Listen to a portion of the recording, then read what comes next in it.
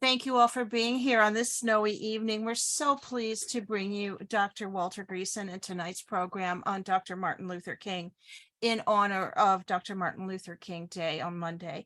I want to thank the Eastside Freedom Library and the Roseville Library for their support and partnership. Throughout the years, we've been putting on this History Revealed series. Take a look at our websites and please consider supporting RCHS and the Eastside Freedom Library, as we all rely on the support of members and friends like you to continue to present these programs.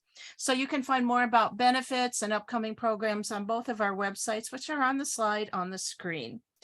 And all of us, the Eastside Freedom Library, the Roseville Library, and the Ramsey County Historical Society are committed to presenting the stories and histories of all in our community. And we are pleased to bring you tonight's program. So we're working on more programs for the rest of 2023 that will continue our Making Minnesota series, which we explored the untold stories, histories, and experiences of the immigrant African-American and Indigenous communities that make up Ramsey County. And Peter and I are working hard on getting those programs put together. So again, watch our websites and for more programs that are coming up. And so, as I mentioned, please keep your microphones and cameras turned off during the official program. And at the end of the program, hopefully we'll have some time where we'll be able to turn everybody back on and you can share. But in the meantime, if you have questions and comments, if you wouldn't mind putting them in the chat, and Peter and I will read those out for Dr. Greason to answer after the program.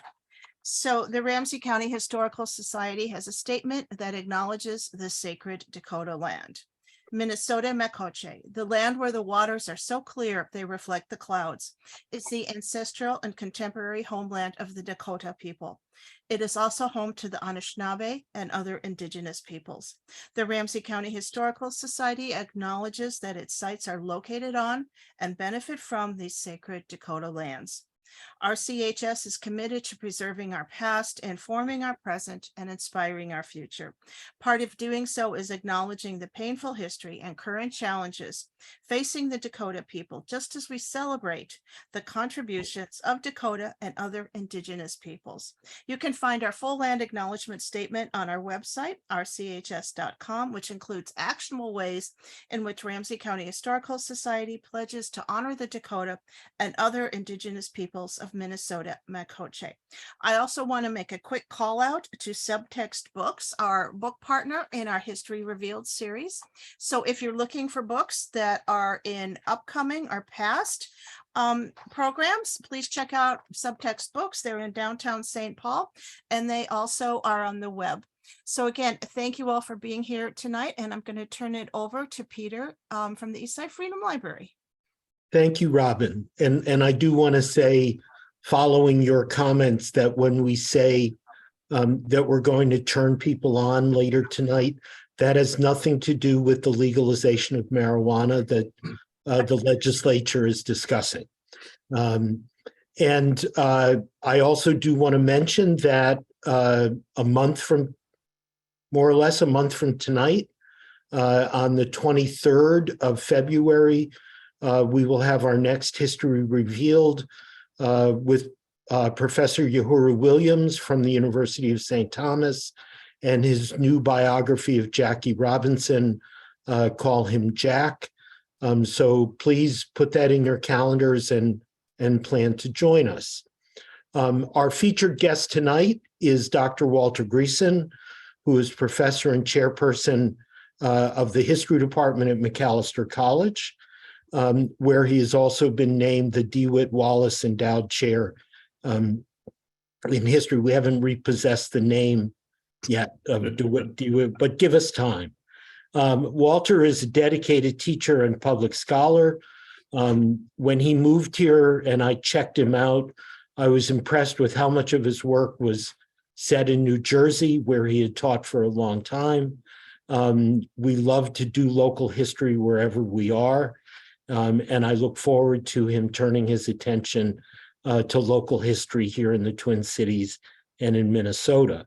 His books include The Path to Freedom, Black Families in New Jersey, Cities Imagined, The African Diaspora in Media and History, Suburban Erasure, How the Suburbs Ended the Civil Rights Movement in New Jersey, and Blind Spots, 8 Guiding Principles for Overcoming Implicit Bias in Teaching. So Dr. Grayson does not restrict himself to the college campus, and we look forward to his impact on the teaching of history throughout the St. Paul and Twin Cities public schools.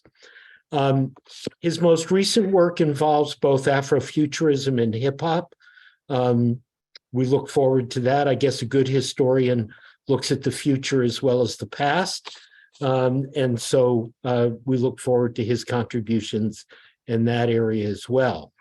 Tonight, as Robin pointed out, Dr. Grayson's focus is going to be Dr. Martin Luther King Jr., and particularly the way he's been positioned, represented, narrated in American memory.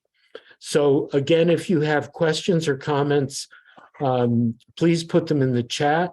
And then after the formal presentation, we will indeed turn everyone on in terms of your microphones and video so that we can build some community while we're doing this as well. So I'm going to get out of the way and leave things to Dr. Grayson. Thank you so much, Dr. Ratcliffe. This is a joy. I mentioned it a few minutes ago. The Eastside Freedom Library is a beacon that inspires people, not just in this community or in this state, but really around the world and around the country. I am overjoyed to finally have this occasion. I get the announcements. I always want to make time to come out, but this was something that I had prioritized, and I'm tremendously honored to have the opportunity to be here with you. Last week was a little chaotic, very strange for me in that moved to a new place and snafu, all kinds of problems ensued. And right before I was about to give this talk, got locked out of the building and could not get back in for almost 40 minutes. So I'm very grateful for everyone coming back together tonight to have this conversation. The Martin Luther King Jr. Holiday is always the best way for me to start the year. And it's become such an integral part of my life that to have a community of people who enjoy and embody, frankly, the legacy of Dr. King the way the library does, that's the best way for me to figure out my true north as I'm in a new place and figuring out how to make the most of the opportunities here.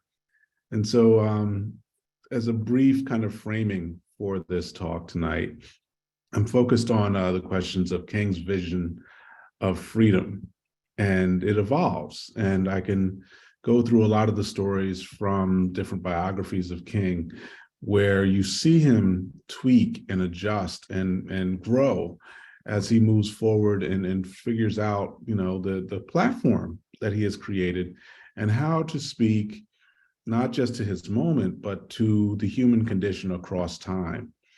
And so King's vision of freedom is evolving. And then in response, the way the society around him has evolved is also important to note.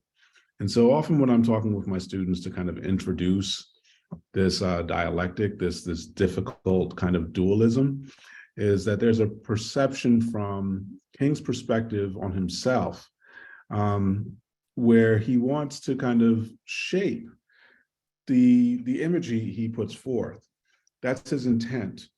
But the audience that receives him has a wide range of reactions to how he's crafted that persona.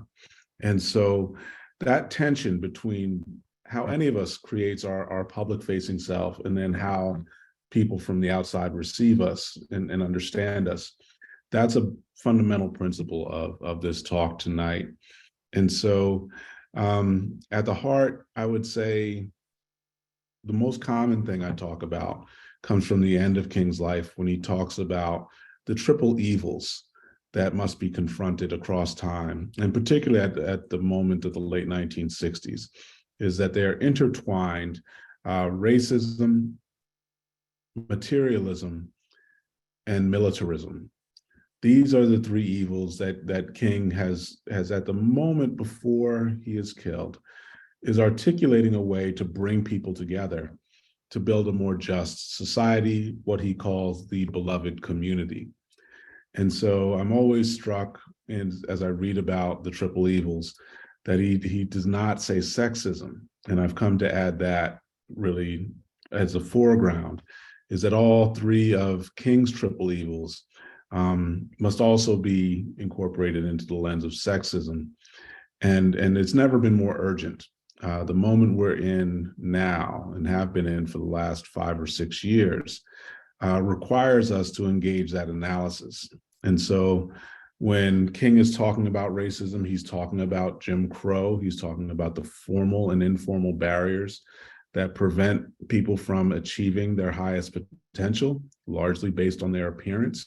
In particular, he's concerned about people of African descent, African Americans in the South. And beyond that, he then begins to extend the frame to say there is a problem with greed that underlies a lot of the racism, that this sense of insecurity, of selfishness, that we can only measure our human worth by the things that we own. That's the crisis of materialism.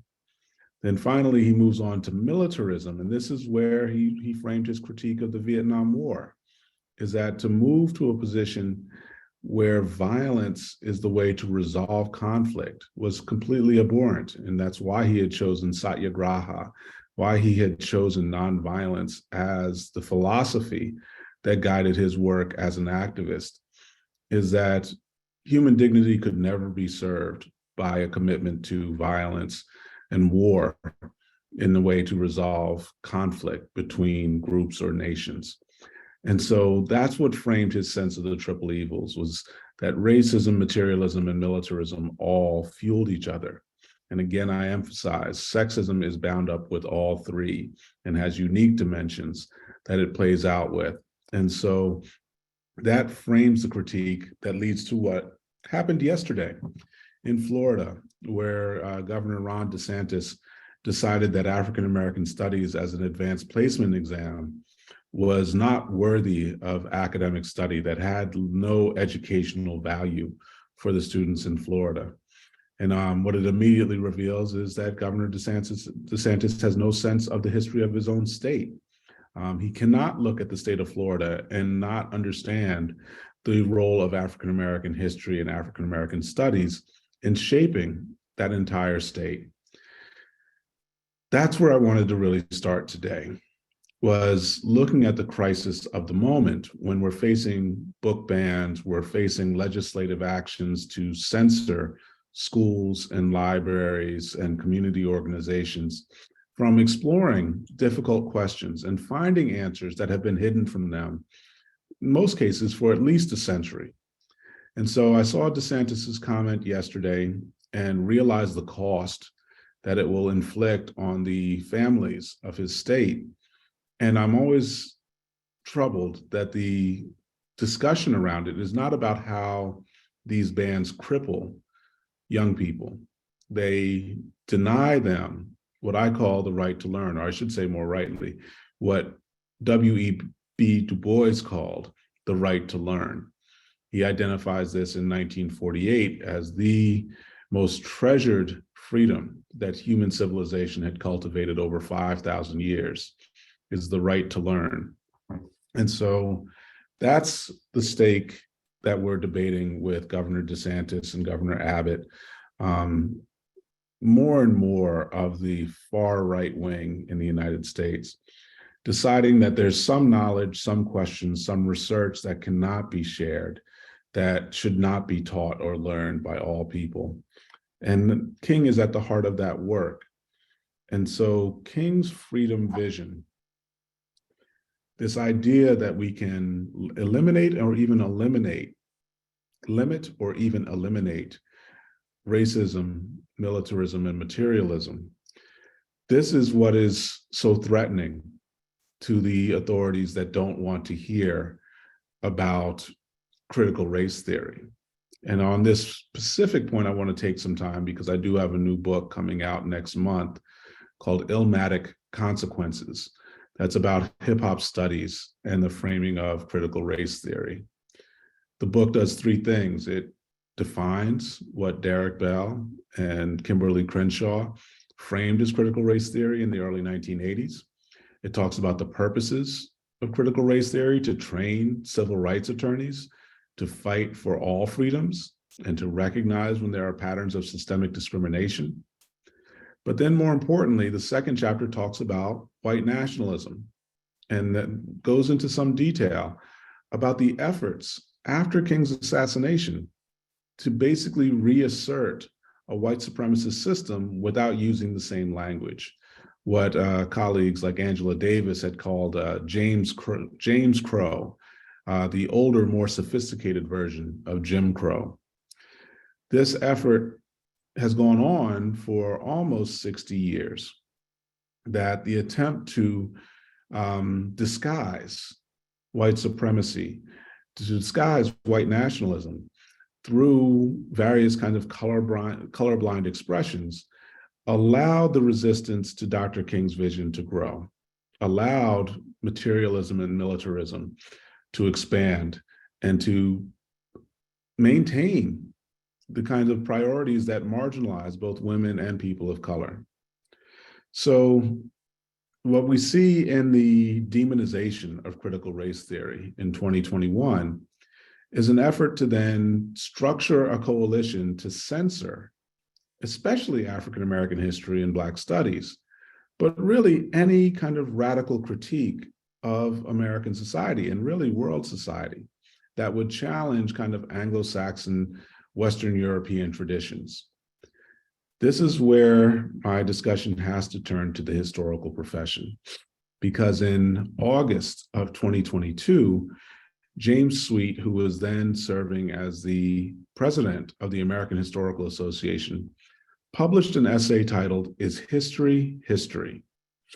And he is essentially confronting the controversy around what constitutes good history and how to kind of protect the boundaries of the profession so that the field will continue to thrive into the 21st century. This requires a little bit more background and conversation. And fortunately, I'm teaching the class on this tomorrow, so it was at the front of my mind. But the historical profession itself looks back to the late 19th century for its roots in Germany and then later in England, Great Britain, where professional historians start to standardize how they understand change over time, the process of power evolving from mainly one imperial ruler to another. Even democracy was not really at the heart of the original story of the historical profession, but it evolves from essentially a political and military foundation in the 1880s and 1890s into studying questions of economics in the first decades of the 20th century. That is the dominant conflict among historians up until 1950. That is a debate between, should we study economic systems or should we focus on political and military expressions of authority as what is really the legitimate terrain of history? But it's a radical critique through the 1940s and 1950s that then becomes known as social history, that has now taken over much of the training of the profession over the last half century. Social history is concerned with the masses of people, their daily habits, their decision-making, the conditions that had previously been kind of disdained, if not outright ignored, as historical professionals. And so the profession of history is still very young. Only about half of its evolution is about really studying most people and how their lives have changed. And within that, the question of studying someone like Dr. King was almost irrelevant until you got into the late 70s and early 1980s. It was too recent to be considered history, to be studied right after his assassination.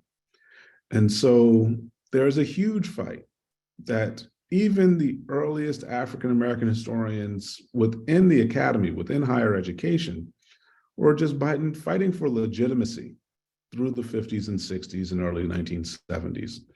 There's a breakthrough in the 1980s where you start to see larger numbers of scholars begin to explore and demonstrate the vitality of African-American studies as part of the context of American history.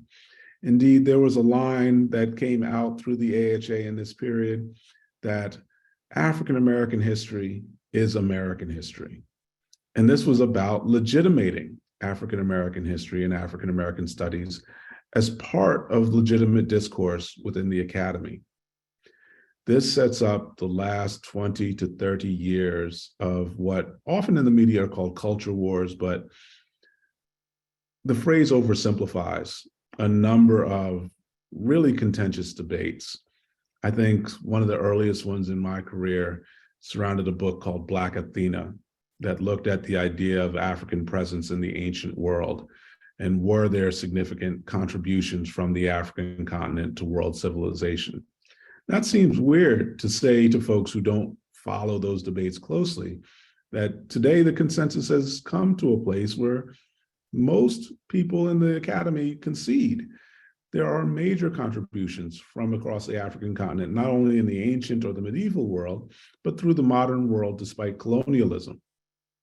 All of these things are relatively recent breakthroughs. Before the early 1990s, those contentions were radical. They were not considered part of the scholarly discourse. And in some ways, it parallels the reinvention of Dr. King, that after his assassination, for his radical critique to try and invent a beloved community based on justice, equity, and inclusion, that moment was then followed by 2 decades of real debate about should King even be considered a legitimate public figure. And ultimately, it was his wife, Coretta Scott King, who leads that battle and wins by getting the King holiday created in the late 1980s. But even that was contentious, where states did not want to recognize the holiday, most notably Arizona. And so when I chose to write about this, probably 15 years ago now, what I wanted to really convey was how difficult the battle is to just remember Dr. King, let alone get involved with what we actually engage in the process of remembering him. Simply the memory is controversial, in some cases even radical. But the actual engagement with his vision has never been the heart of what we do as a society. That what he gave his life for has been kind of cleverly pushed aside in favor of the one line about content of their character in the I Have a Dream speech. Even the dream speech wasn't the dream speech up until the moment that Martin delivered it. That speech was initially titled, "Normalcy Never Again," a decidedly more radical title. But his commitment in going up on that stage was to say all that was considered status quo had to be cast aside from that moment. And when we only remember it for the I Have a Dream speech, for the refrain that he utters in the last quarter of his words, that betrays the real radical mission that we must all embrace, to bring it forward in ways that makes it possible for all people to stand in fellowship as citizens to make the best world we can together. This debate in society basically transforms our idea of what we consider possible by the time we get to like 1995, 1996. And so you're in the midst of the Clinton administration. The fact that Bill Clinton himself is able to kind of embody a Southern white working class image, but also embrace an African-American cultural aesthetic, that sets the table for the campaign that would follow him into the White House, is the George W. Bush campaign around compassionate conservatism. is this effort to kind of build a big tent around conservative ideals. And in both cases, there's an embrace of Dr. King, but not his vision. There's literally a sense of respect and admiration for the man, but there's no engagement with the ideas that he crafted over the course of his life. So what can we do about that now? How do we actually do better? Not just in the way we operate as citizens and activists, but also within these realms as educators and scholars. Well, that's also a thorny situation. I would say 17 years ago now, the Journal of African American History published an essay called The Long Civil Rights Movement as Vampire. So a groundbreaking article, won multiple awards. But the argument essentially was that the civil rights movement as it existed in the South from 1954 to 1968 was unique and could not be conflated with earlier modes of racial justice effort. That in fact, people were trading on the idea of the civil rights movement by broadening and extending it in ways that were inappropriate and delegitimized its special value as a cultural phenomenon. So this is just among African American historians. There's been an ongoing fight about what do we call the civil rights movement. And in teaching that class, it's often easy to focus on King and talk about his childhood, his early life, his rise as a young minister, his ability to pull in a national coalition, ultimately to be taken seriously by the Congress, by the White House, to accomplish massive federal legislation, and then ultimately to kind of die by an assassin's bullet and become a martyr for the idea of racial justice. But it, again, oversimplifies what the civil rights movement is and what we can do to kind of replicate the conditions that made it successful. So what they criticize in the article as the long civil rights movement is this idea that the civil rights movement stretched back to the Reconstruction era, that it involved the 13th, 14th, and 15th Amendments, that the transition from abolitionism to civil rights happened in the 19th century and persisted to the present day. One of the key debates within that is there an end to a civil rights struggle? Does it then morph into a broader global human rights struggle? It ignores lots about the international peace movement that had risen through the late 1930s and 1940s. There are so many threads that we can pull together to kind of understand the emergence of Dr. King and the worldview that he came to embody, that he really rigorously developed over the course of several years and in constant struggle. So in doing that, most scholars have tried to find a compromise in Black history and call it the Black freedom struggle. And in this case, this sets the table to go back to the American Revolution and look at the debates around suffrage and racial inclusion in the late 18th century, and the way that both segregation and slavery became more entrenched through the early 19th century, setting the table for the Civil War, the Reconstruction period, and moving forward in terms of suffrage movements in the late 19th century and the NAACP and civil rights struggle prior to 1920. That Black freedom struggle is designed to be an umbrella term to include all the manners of ways that people challenged for equal rights in different contexts over time. Many people even argue it goes back prior to the American Revolution, that you can trace it back to, and this is the real key bone of contention, 1619. When Nicole Hannah-Jones published her book, published her essays with the New York Times Magazine, the 1619 Project, this set off a new era of alarmism about these questions in American society.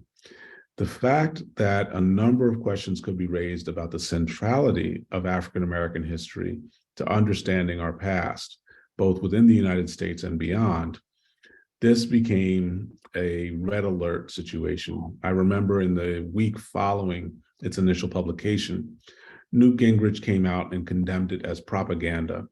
And this then entered into the entire debate about, is the 1619 Project history?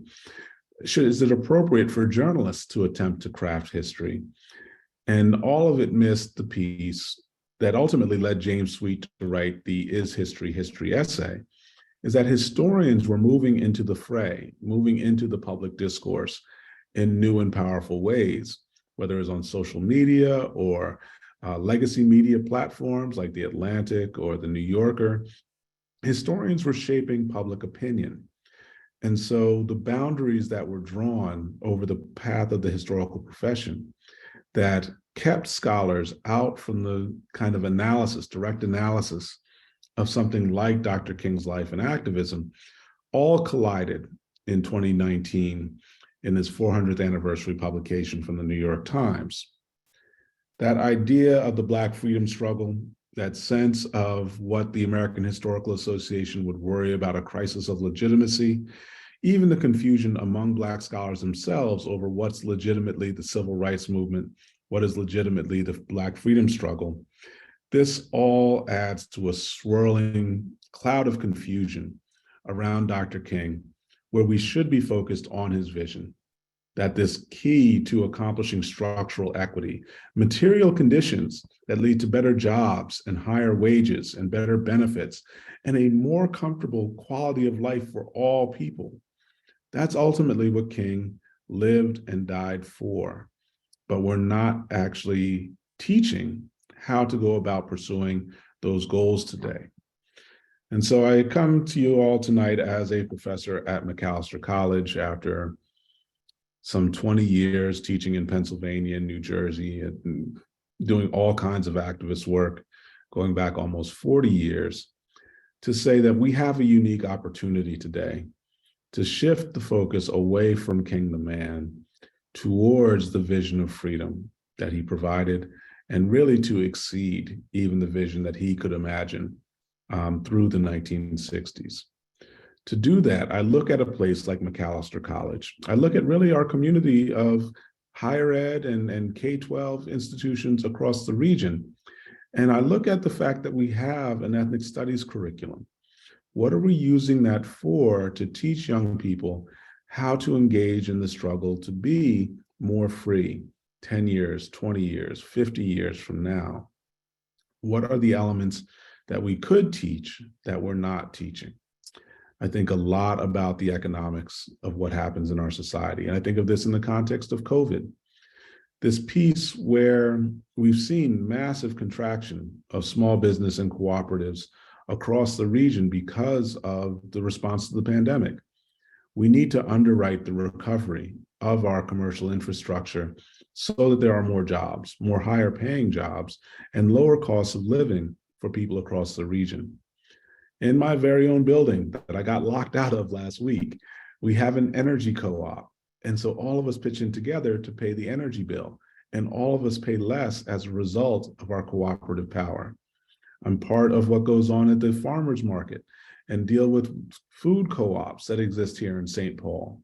How do we distribute food and make sure no one is hungry? We can abolish hunger in this city, and we can abolish homelessness too. These are the material conditions that we have to address to advance the vision of freedom that Dr. King embodies.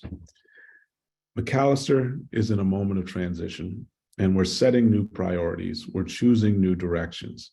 And moving forward in a way that opens those doors requires voices that are going to take courage to take risks, who will say that there is a new path possible, that we can open new doors.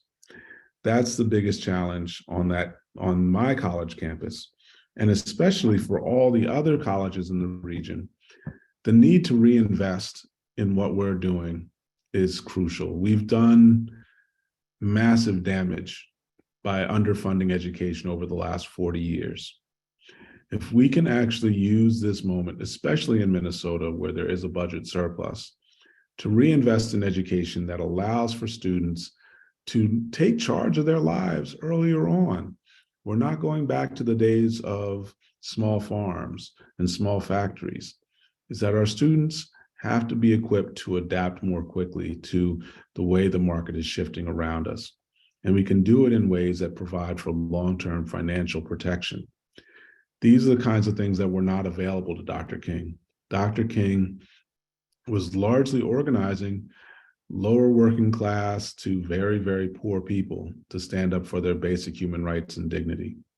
But there are ways we can actually marshal and really reverse the materialism that took hold after 1981 to restore a reasonable tax across the society.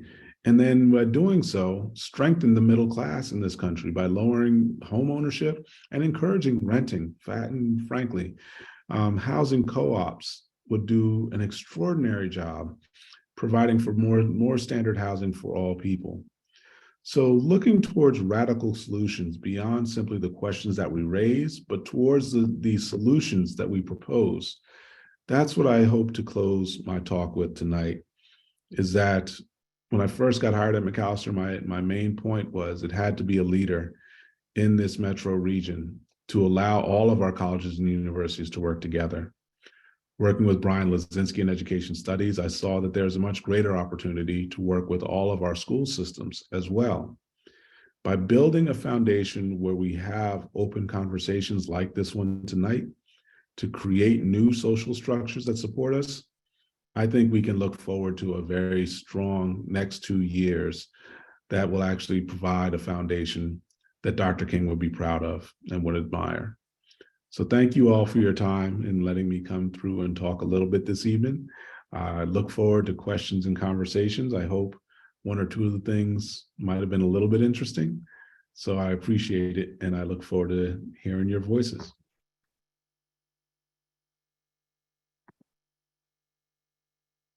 Great. So please put questions and comments in the chat. Dr. Grayson, thank you for those inspiring and engaging and challenging comments.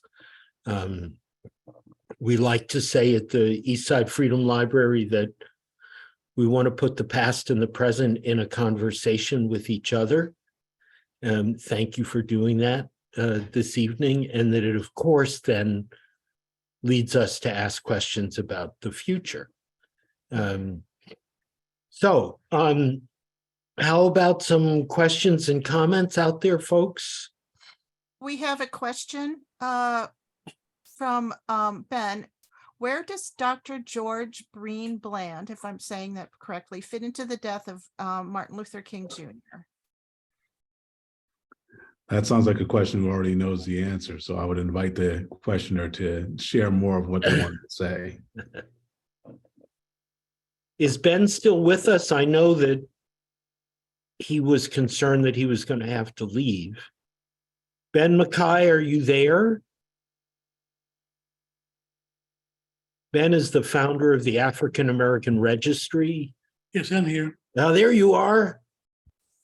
Professor Gleason, the question is merely because I do research about a lot of different things that have to do with African America, and I've always wondered about the unsubstantiated story about what happened after King was taken to the hospital in Memphis, and a hospital that Dr.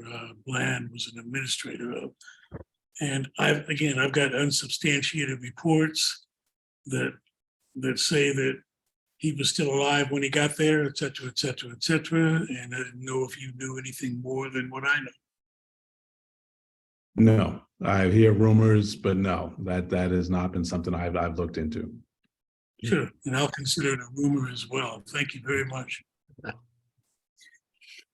And again, I want to encourage everyone to look at the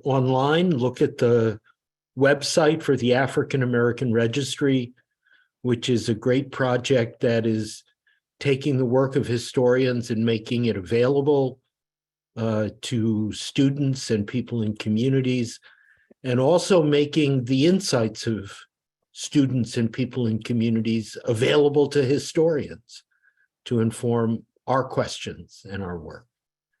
Other questions, comments? Robin, have anything else in the chat?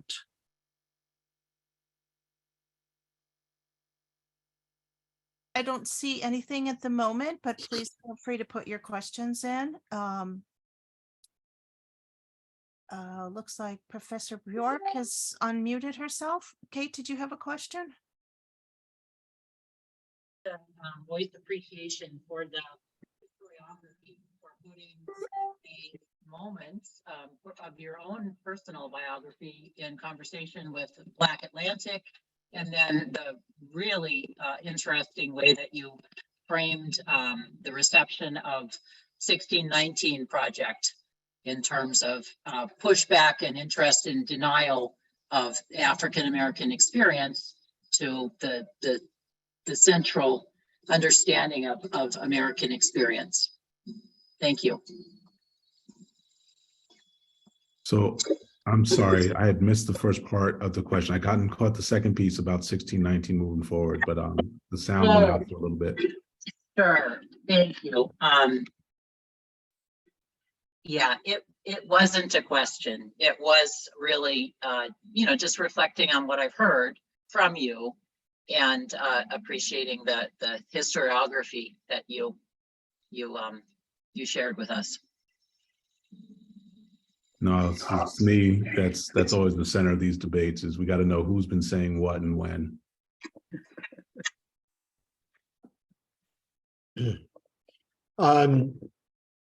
James Curry has put in the chat a question.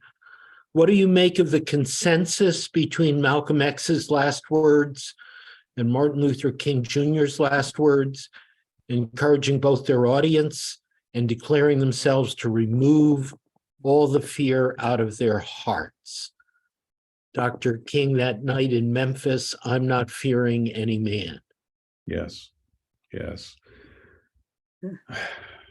So that's something that hits really home for me. That's the kind of, those words in both cases are large reasons why I chose to become a historian. When you're doing the work and you realize that your life is going to be in danger. And so I say this because I chose my undergraduate institution because a white student at a college fair said that he liked it so much because there were no Black people or Latinos there. He did not say Blacks or Latinos. He did not realize I was in earshot. But I chose to attend that school because I did not think it was appropriate that there would be schools where people would celebrate the absence of people of color as a reason to choose the institution. And so spent my 4 years there very much inspired by John Lewis to confront what I've called centers for privilege and white supremacy, and faced my own death threats where people would throw bricks, or one night I came home and a knife was stabbed in the door of my residence hall. And so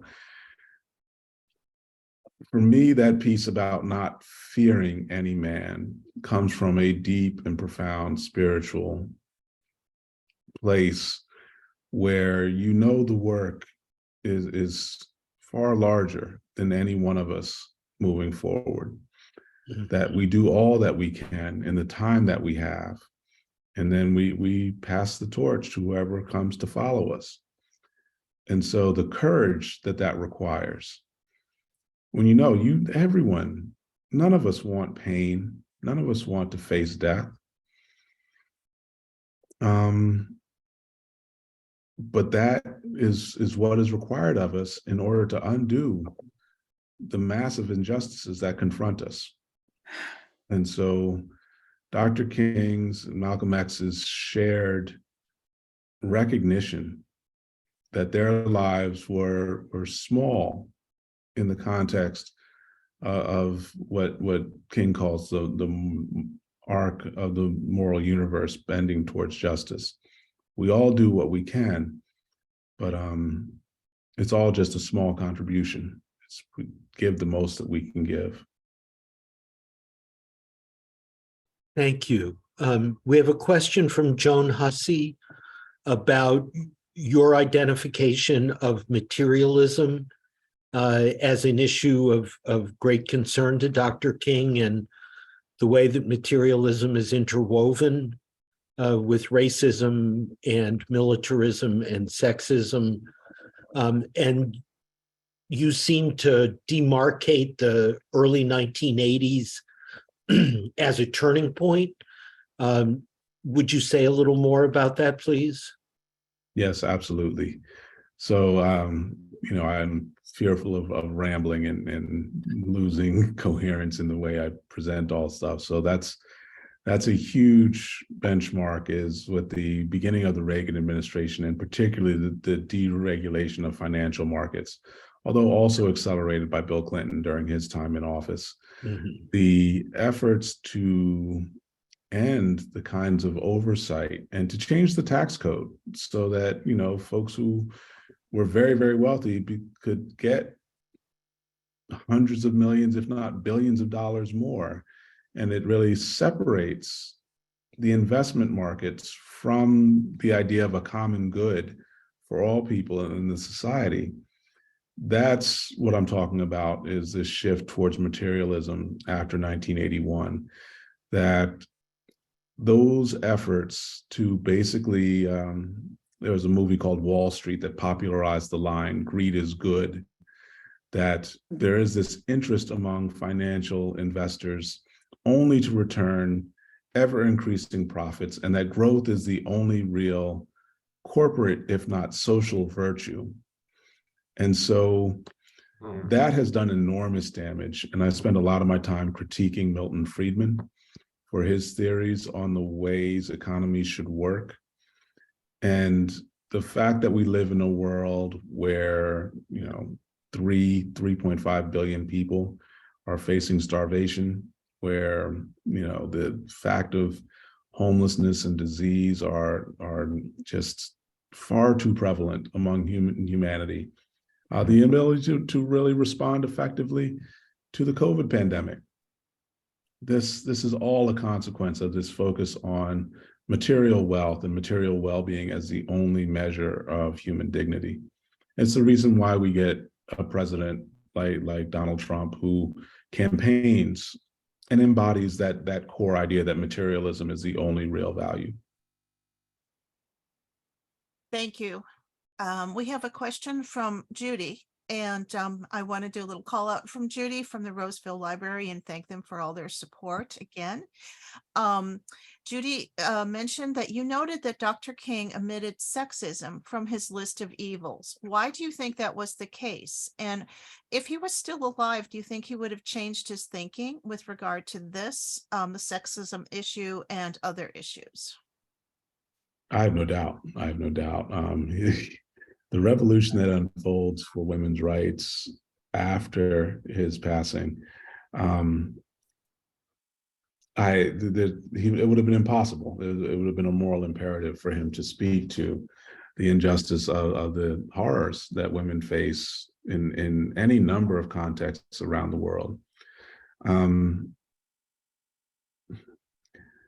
I struggle a lot with the history in the Black freedom struggle of Black men prioritizing their leadership and frankly their egos over the importance and contributions of Black women in activist networks, in building organizations. My first paper that I ever published was about the first Black woman to be ordained as a pastor in the AME Church. Her name was Olivia Stewart Henry. She was ordained in 1960. She gave her a church with 25 members, and she was a powerhouse. She built it into one of the leading churches in West Philadelphia. It had over 500 members, and then they took the church from her and gave it to a young male minister and reassigned her to another mission church, at which point she left the AME Church and said she was going to build the church on her own terms. But the early 1960s, and really all of Martin's life, women were assigned a second-class status in nearly every context. And so to articulate sexism, there are people who did, and it's a moral failing, no doubt that he did not. But I know he would have made that adaptation had he lived into the 70s and 80s.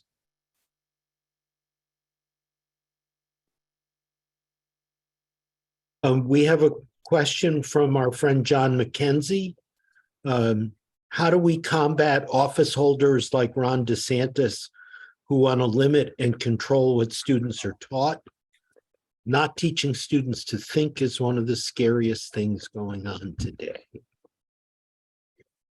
Yeah, there's a quieter struggle happening in Virginia at the same time with Glenn Youngkin, and it is a pernicious situation that if we don't confront it wherever it pops up, we will regret it, and in very short order.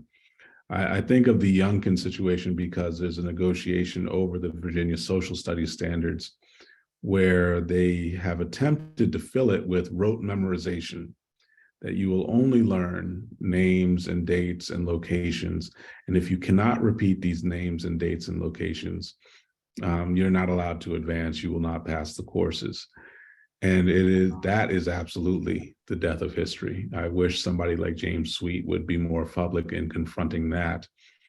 But whether it's DeSantis or Abbott, or I believe it's Huckabee Sanders in Arkansas has adopted similar posture for the Arkansas school system, this calls for massive civil disobedience. This calls for, from my experience, freedom schools, things where people are explicitly teaching these things in public. It doesn't have to be in a library, but I always love doing work in libraries.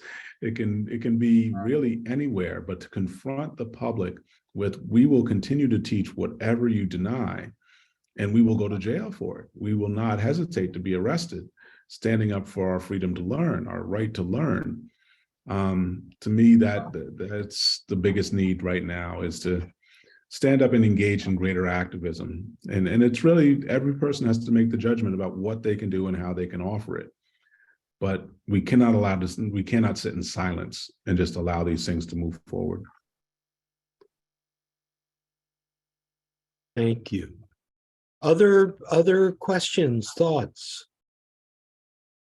To kind of lead off of that, and we can have Yeah. a discussion about this. Ben put in a comment, how important is a forum such as this to have more young people present? Mm. And so perhaps we can have a little discussion on, reaching out, connecting with young people, as you mentioned, and see what we can do to fill in some of those gaps if they're just learning history by rote memory, what we can do to reach out, whether it's in person at the library, like you mentioned, or what else we can do. Yeah, no, there's a great group that I met before I'd even purchased my first, like put on my deposit for my first rental here in town. There's a Youth Justice Council, and they are for Hennepin County. It's not Ramsey, but I imagine we might need something similar here in Ramsey County. But over in Hennepin County, they have a Youth Justice Council where I meet with them, I think it's once a month. And it has all of the probation court judges, as well as representatives of both the public defender's office and the prosecutor's office. And they sit there and listen to young people under the age of 25, often under the age of 20, talking about what they call the foster care to prison pipeline. And that there's this system that had been operating prior to 2020, where if you were an at-risk child, you had gotten in trouble in school, you had gotten some kind of misdemeanor citation, that the chances of you ending up serving an extraordinarily long sentence, 10 plus years in the penal system, were something that's like 75, 80%. And it was just a machine. It was just grinding up young people's lives. And these young people are so powerful in talking about the boundaries and the barriers that they run into every day that make it harder for them to go about trying to build strong, successful lives for themselves. And so bringing that group of young people, I think there are about 50 regular attendees that are all under the age of 25. To get them involved at Eastside, I think would be a dream. Well, let's make that happen, Walter. Definitely. Yes, indeed. Yeah. We have found that National History Day opens a wonderful door for young people to take ownership of telling stories, to have that kind of conversation between the past and the present. A couple of years ago, 3 young women came to the library developing a project on Ethel Payne, who had covered the Emmett Till murder for the Chicago Defender, and then became the first Black woman in the White House press corps, and took on President Eisenhower about why did the new interstate highway system not have strictures against Jim Crow in transportation. And these 3 young women completely fell in love with Ethel Payne. Wow. And of course wondered, why is that not a name that we're all familiar with? Yeah. And History Day gave them the reason to develop a project like that and to then share that story with others. No, National History Day is a huge opportunity to get people, young people, very excited about understanding and asking different questions about the past. So absolutely, the more we could build that here in St. Paul, I would love to help. Yeah. I did a ton of that stuff back in Jersey, so I'd love to pick up here Great. and make that a Great. part of my life. Right. 2 things came immediately to mind as well. And I know we have a question that's also waiting in the hopper, but February 19th is a Sunday. We're hosting a group of, I think, 20 middle school students who are doing a living museum of Black history. And so each student chooses a historical character that they basically memorize a biography and quotes from that person's life. And then they come in, they dress up as the historic figure, and then they perform and answer questions for the people who attend. So if anyone here would like to be a part of the Living Museum on the 19th, I would love to have y'all there. Thank you. And if you'll get me the information, we'll get it up on the website. Yes, indeed. And I hope that maybe someone can record them also. That's always a little dicey because it's kids, but I'll see what we can do. Yeah. 13 years ago, Roger Denver Smith, the actor and historian, Roger spent the month of January, at Macalester, doing a workshop for students to develop solo performance pieces about historical figures. And I so well remember one student, Abbas Noor, who did a piece about Patrice Lumumba. And Abbas was Somali, Lumumba was Congolese. Abbas is now a radiologist in New York City. What Roger did, and that, again, that power of taking ownership to tell a story and the meaning of the story and share it with others is transformative for the people who participate in it. It is. What did we have here, Robin?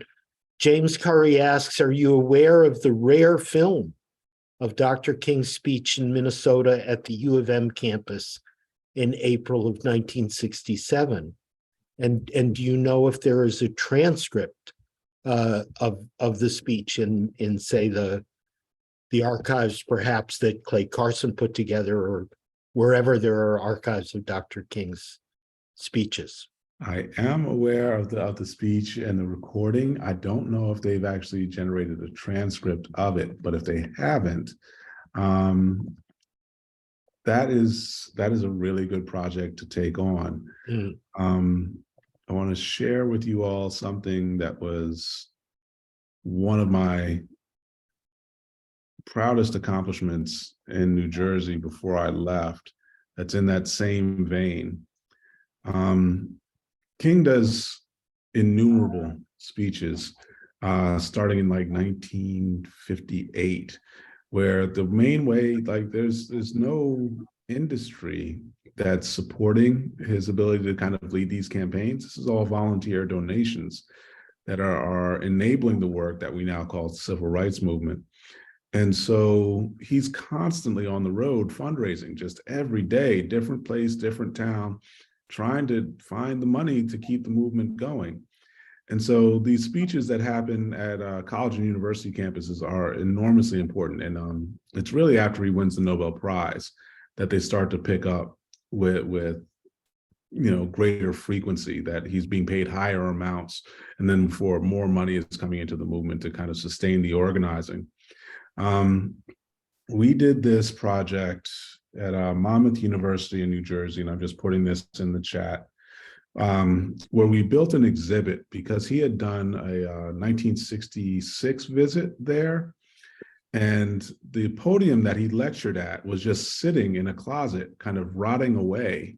And we took it out and we restored it. And then we had the recording of the speech, so transcribed it, but then also created this exhibit that lets people visit and walk through the timeline that he puts forward in the speech, that every literary and historic element of what he discussed, we were able to map it out as a sound file, and then give people a chance to both hear the speech as they look at the exhibit, but also learn about pieces of the past and really see the genius of his oratory in a way that you can't always capture when you're just hearing it as he goes through the presentation. So that kind of thing, I would love to work with the University of Minnesota to kind of create a public exhibit to celebrate King's visit in '67. That would be wonderful. It occurs to me also that we heard last month from Adam Bledsoe from the University of Minnesota on the ways that political knowledge and experience was transmitted across generations in Minnesota. And Adam talked specifically about the Black student takeover of Morrill Hall in 1968 or 69 at the U. And I did not know until James Curry put this in the chat that Dr. King had spoken there in '67. It would be very interesting now to go back to the student leaders, Yes. some of whom are still walking the earth, Horace Huntley, John Wright, and ask them, did they hear Dr. King's speech in April of '67? Mm-hmm. And did that put something in their heads and their hearts that came out in the student takeover of Morrill Hall? Yeah. How are these ingredients in the recipe? Yes, indeed. Yeah, we have the opportunity to do something like to go find those folks and ask them if they were there. That is a priority that I've had probably for about 7 or 8 months once I started to get settled in, was to do an ongoing oral history project about civil rights work in the Twin Cities region. So if anyone wants to sit down and do an interview face-to-face or over Zoom, I would love to put together an ongoing effort to preserve those stories. Great. And James Curry, I hope that we'll work with you on this project. You seem excited about it too. Let's do it, he says in the chat. Absolutely. Yeah. And speaking of let's do it, how are you bringing hip hop into your work, Walter? Oh my goodness. That's a lot. My God. So I couldn't have been a scholar without hip hop music. As a very young person, hip hop provided me an awakening about the way people could see their world and articulate their lives in a way that did not accept like authority, standard authority as what you needed to be legitimized. And so for me, I was very small when it was like, Roxanne and Full Force and Grandmaster Flash and Curtis Blow. but they were all kind of in the air around me as I was growing up. But it was really Public Enemy and KRS-One that shaped my sense about, oh, this is the way I need to learn to communicate, because people hear this, and more than hear it, they feel it. And so the first class I ever taught on a college campus was a class on the politics and philosophy of hip hop back in like '94. And so it was completely like Houston Baker's book on that was called Rap Studies in the Academy. Like that was way out on the front edge. People were not taking it seriously at all at that time. But I bet the students were. Yes, it was a good time. And then frankly, I still use bits. This past fall, I did a class that used a good bit from that original course I had first designed. And so in my own scholarship, I want to say every year or two, I'll go back and write about hip hop.